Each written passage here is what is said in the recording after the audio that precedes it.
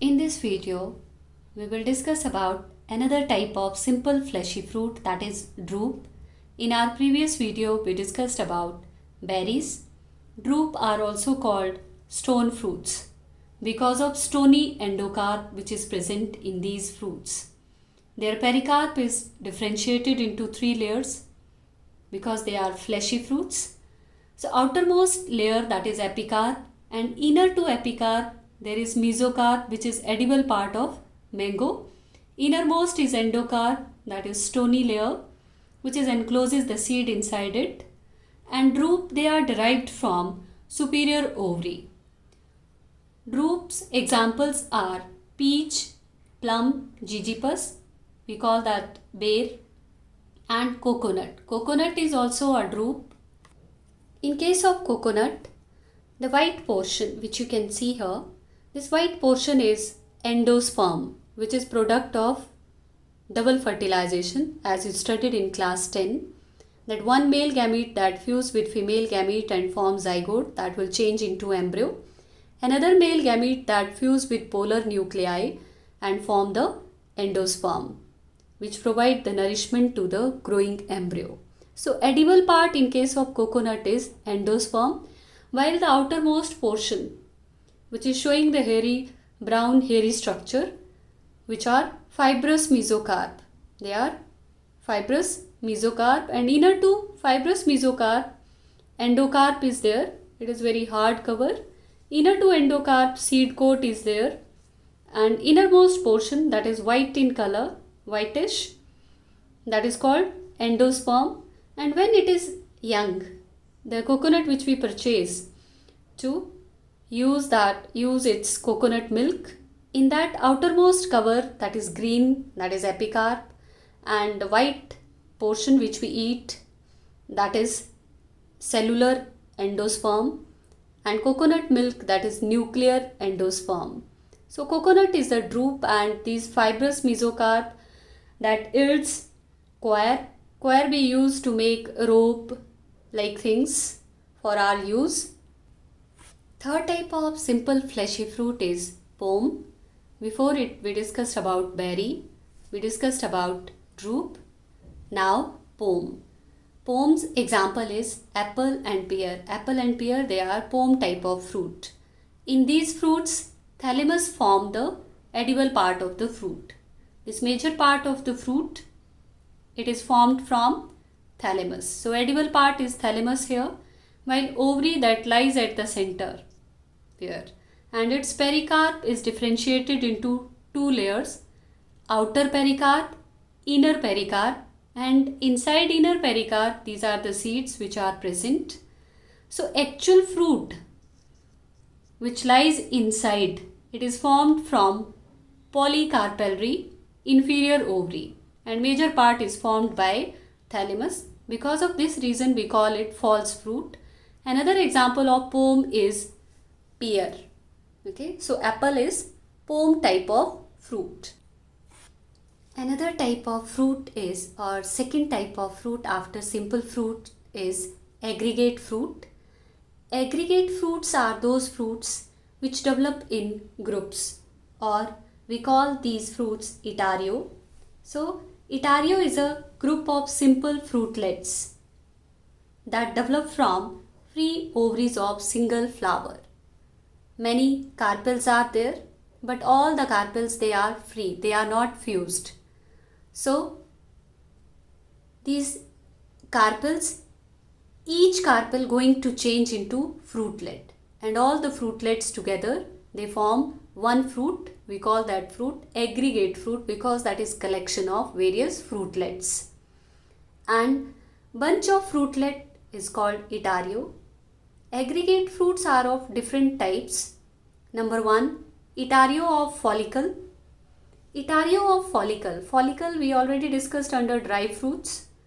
These are dry dehiscent fruit, the fruit which rupture to release their seed, and their pericarp is thin and dry. When many follicles together, they make one fruit, we call that aggregate fruit. Example of itario of follicle is calotropis. in Calotropis fruit, two follicles, they form together one fruit, that is Calotropis. So Itario of two follicles in case of Calotropis you can see. And then Itario of Acnes. Itario of Acnes, they are dry indehiscent fruits, means aggregation of acnes. Together they are going to form a fruit. We call that Itario of acne or aggregate fruit. Example is strawberry. Here you can see that these structures, they are showing the acnes, so many acnes together. Itario of acnes is forming a fruit, that is strawberry. And another example of Itario of acnes, lotus. You can see here, this structure is representing spongy thalamus and here acnes are present. So this structure is showing Itario of acnes. And then Itario of berries. Okay, this diagram is showing Itario of berries. It is the thalamus, fleshy thalamus is there in the middle, and here different fruitlets, they joined with this fleshy thalamus. Okay, these structures are representing fruitlets. They are formed by different carpels which are present within one flower, but they are free. They are forming fruitlets. Those all fruitlets are attached to this thalamus, and this entire structure is called Itario of berries. It is longitudinal section of custard apple. This picture is showing Itario of custard apple. Here you can see these are the seeds, and outside the seed endocarp is there. This portion is called endocarp, and outer to that this entire part is called mesocarp. Okay, it is mesocarp, seed and endocarp. So Itario of berries of custard apple. You can see here it is the transverse section of custard apple. This picture is showing Itario of drupes. In this case, these are the fruitlets. They are joined to the thalamus portion. So it is Itario of drupes, and these are raspberries which are showing aggregate fruit type, that is Itario of, these are Itario of drupes.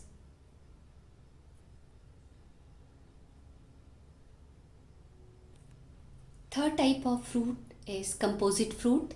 Composite fruits are those fruits which develop from whole inflorescence. Inflorescence is that floral axis on which many flowers are present, or arrangement of flowers on floral axis, that is called inflorescence.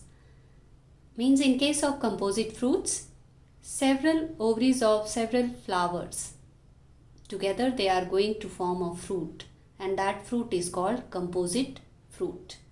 Composite fruits, they are of two types. First type is sorosis. So sorosis fruits, they develop from female catkin or a spike. Female catkin that going to form a fruit in case of mulberry. Okay, and another example of sorosis are pineapple and jackfruit. This picture is showing a longitudinal section of pineapple fruit.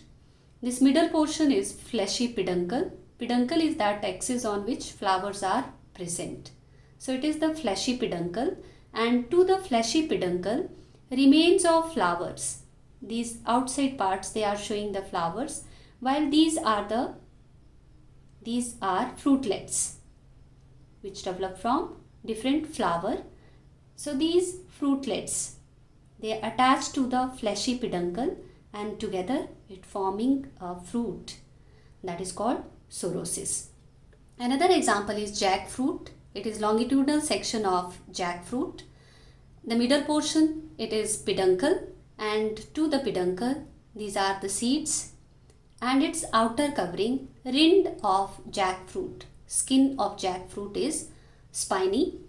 So in both the fruits, in sorosis, middle one is peduncle, fleshy peduncle is there to which fruitlets are attached, and together those fruitlets Together they are forming composite fruit. Composite means multiple fruits they joined, or several ovaries of several flowers which lying on one floral axis on peduncle.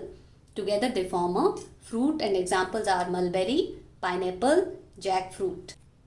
Another type of composite fruit or multiple fruit is Cyconus. These are the fruits which develop from Hypanthodium inflorescence, and receptacle of these fruit, that is fleshy and edible. Here you can see in fig fruit is example of Cyconus. Here the receptacle or thalamus, that is fleshy and edible. There is a pore, okay, small hole, small pore is there which is surrounded by scales, and inner to that pore one canal is there which is lined by hair, and these are the fruitlets which lies inside this receptacle which is fleshy, edible. Inner to that there are fruitlets.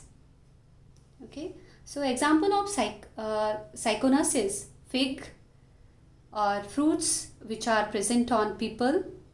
Scientific name of people is Ficus religiosa. They are also Cyconus. So from where their fruit develop, or Cyconus they develop from Hypanthodium inflorescence. Anjeer, that is Ficus erica, that is also example of Cyconus. Flask shaped receptacle, it become fleshy and enclosed female flowers. They may produce small acne like fruitlets, and Cyconus has small pore which is protected by scale leaves.